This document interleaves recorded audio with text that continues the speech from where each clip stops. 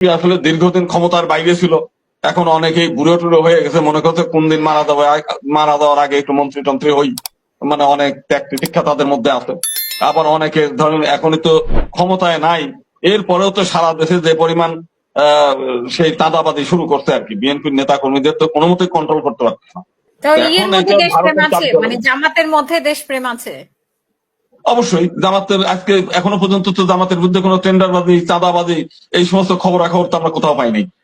তো সেই দিক ব্যাংক দিয়ে মনে করি দখলের যে খবর তো আমরা পেয়েছি, হ্যাঁ, মানে ব্যাংক আপনার দখলের খবর তো আমরা পেয়েছি, এবং না ইসলামী দল, আমি সেখানে ইসলামী দলের সমর্থক না, কোনো আমি ইসলামী তাদের কোনো সদস্য না, তাদের কোনো দলীয় না, কিন্তু বাস্তবতার প্রেক্ষাপটে জামাতকে আজ পর্যন্ত কেউ জামাতের কোনো কর্মীরা কোথাও চাঁদা তুলেছে কিংবা কোনো জায়গায় দখল বেদখল করার চেষ্টা করেছে, এই এই ধরনের সংবাদ তো আমরা পাইনি।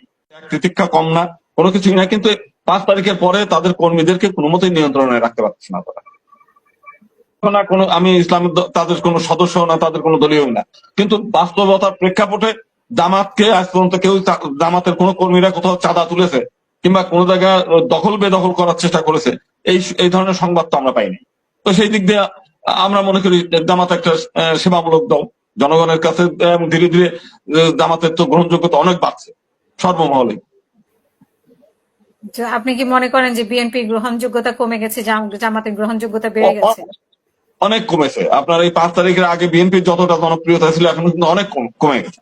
শুধুমাত্র তাদের এই বিভিন্ন জায়গায় চাঁদাবাজি করা, তারপর হচ্ছে এই যে দখল বেদখল, এই সমস্ত নানান কিন্তু ঘটনার বিএনপি সঙ্গে। তো 17 বছর অনেক কষ্ট করেছে, সেটা কি আপনি না মানে তা তো করেছে, সেটা তো আমরা অস্বীকার করি না, বহু কষ্ট করেছে, বহু মানুষের বিএনপি জেল কেটেছে। আমাদের সাথে টকশোতে আপনিও ছিলেন, বিএনপি ছিল, বিএনপির উপর কিরকম নির্যাতন হয়েছে সেটাও নিশ্চয়ই আপনার মনে আছে। সেটা তো অস্বীকার করার কিছু নাই, বিএনপি প্রচুর নির্যাতনের শিকার, তাদের ত্যাগ তিতিক্ষা কম না, কোনো কিছুই না, কিন্তু 5 তারিখের পরে তাদের কর্মীদেরকে কোনো মতেই নিয়ন্ত্রণে রাখতে পারছে না তারা। জি। আমরা মনে অনেক। করি যে শোনেন, আমাদের একটা বিষয় এই যে আজকে যদি এখনই পর্যন্ত নির্বাচন হয়ে যায়, নির্বাচন হলে বিএনপি ক্ষমতা আসলে আওয়ামী লীগের নেতাদের আর বিচার হবে না, কারণ কেউ না কেউ তাদের সঙ্গে কোনো না কোনো ভাবে সম্পর্কযুক্ত।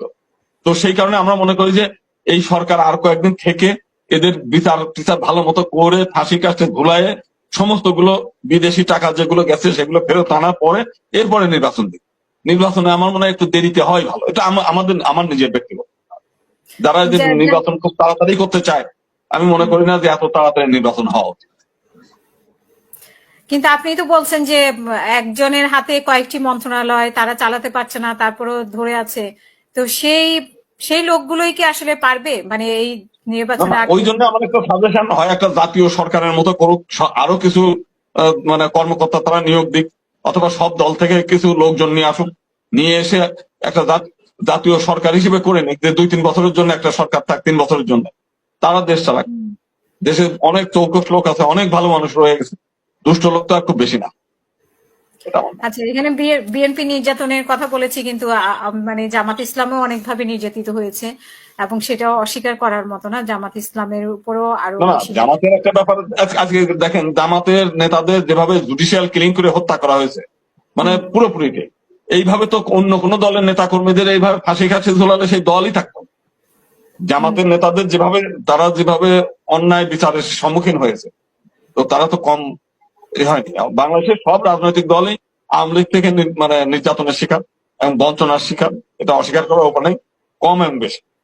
তো বেশি হচ্ছে বিএনপি এবং জামাত দুই দলই প্রচুর নির্যাতনের শিকার হয়েছে, এবং তাদের বহু নেতা কর্মীরা গুমের শিকার হয়েছে, তারপর আয়না ঘরে নিয়ে গেছে, বিভিন্ন জায়গা থেকে অনেকে সেই ভারতে গিয়ে